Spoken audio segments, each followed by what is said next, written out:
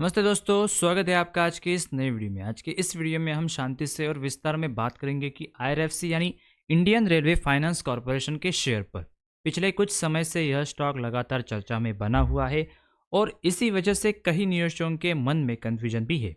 फिलहाल अगर हम इसके करंट प्राइस की बात करें तो यह लगभग 103 रुपये 20 पैसे के आसपास ट्रेड कर रहा है। आज की इस चर्चा में इसके हाल ही में पूरे हुए ओएफएस अपडेट, कंपनी से जुड़ी डिविडेंड की नई तारीखें और साथ साथ इसके टेक्निकल लेवल्स को भी समझने की कोशिश करेंगे ताकि आपको एक क्लियर पर्सपेक्टिव मिल सके कि इस समय स्टॉक किस जोन में खड़ा है और आगे क्या इम्पैक्ट देखने को मिल सकता है। तो वीडियो को लास्ट तक ज़रूर देखना क्योंकि आधी अधूरी जानकारी आपके लिए डेंजरस हो सकती है। तो चलिए बिना किसी वक्त गवाए शुरू करते हैं। सबसे पहले बात करते हैं ऑफर फॉर सेल यानी ओएफएस की, क्योंकि यही सबसे बड़ा रिसेंट इवेंट रहा है।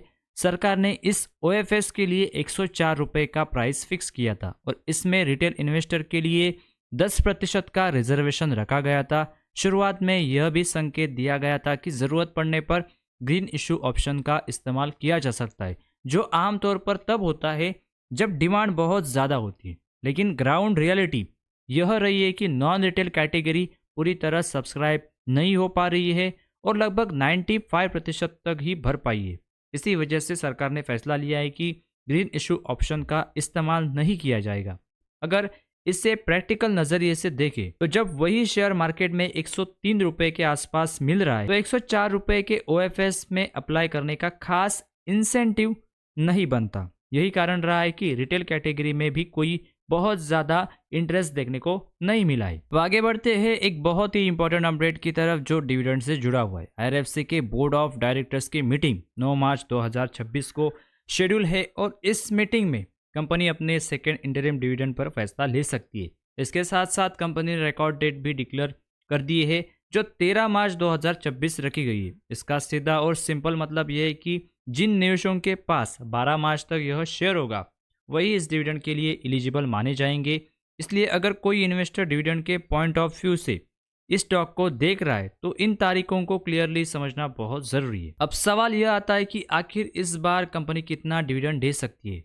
अगर हम इसके पीछे जाकर पास्ट रिकॉर्ड पर नज़र डालें तो अक्टूबर में कंपनी ने करीब 1.5 रुपये का डिविडेंड दिया था यह, और उससे पहले मार्च में लगभग 80 पैसे का डिविडेंड मिला था। इन्हीं आंकड़ों को देखते हुए एक रफ आइडिया लगाया जा सकता है कि इस बार भी डिविडेंड 70 पैसे से लेकर 1 रुपये के बीच में रह सकता है।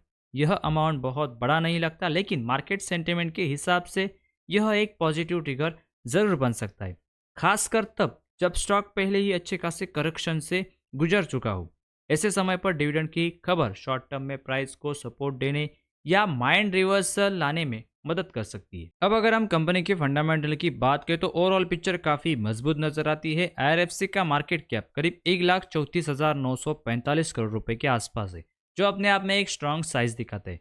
वैल्यूएशन की बात करें तो स्टॉक का पी लगभग 19.3 का है और इंडस्ट्री का पी भी करीब 19 के आसपास है। इसका मतलब यह है कि स्टॉक ना तो ओवर वैल्यू है ना तो अंडर वैल्यू है। हालांकि एनबीएफसी नेचर की वजह से कंपनी पर डेट लेवल हमेशा ज्यादा रहता है। कंपनी के ऊपर लगभग 1,54,806 करोड़ के डेप्ट है। इसके साथ साथ कंपनी के रिजर्व देखेंगे तो 43,557 करोड़ के कंपनी के पास रिजर्व पड़े हुए हैं। खास बात यह है कि कंपनी के प्रमोटर्स का एक भी शेयर प्लेज नहीं है, यानी प्लेज परसेंटेज 0 है। बाकी ओवरऑल कंपनी के फंडामेंटल अच्छे लगते हैं, लेकिन ये कोई बाय या सेल रिकमेंडेशन नहीं है। निवेश करने से पहले अपने फाइनेंशियल एडवाइजर से जरूर सलाह लें।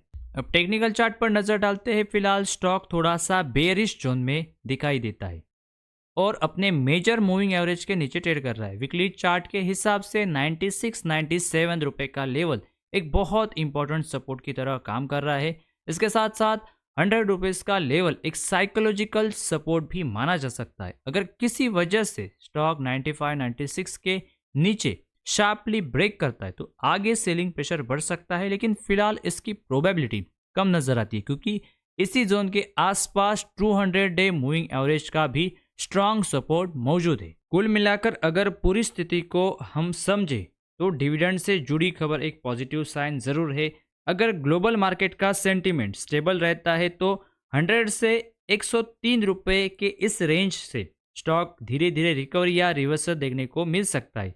अभी स्टॉक ऐसे फेस में खड़ा है जहां वह खुद को स्टेबलाइज करने की कोशिश कर रहा है। ऐसे में जल्दबाजी करना सही अप्रोच नहीं होगा। बेहतर यही है कि की लेवल्स पर नज़र रखी जाए, रिस्क को समझा जाए और मार्केट की मूवमेंट को शांति से ऑब्जर्व किया जाए, ताकि शॉर्ट टर्म और लॉन्ग टर्म दोनों पर्सपेक्टिव में बेहतर डिसीजन लिया जा सकता है। उम्मीद है यह वीडियो आपको कुछ इन्फॉर्मेटिव वैल्यूएबल लगी तो चैनल को सब्सक्राइब, वीडियो को लाइक और अपने दोस्तों के साथ शेयर करें, ताकि यह जानकारी ज़्यादा से ज़्यादा लोगों तक पहुंच सके। मिलते हैं किसी नेक्स्ट अपडेट में, तब तक के लिए धन्यवाद।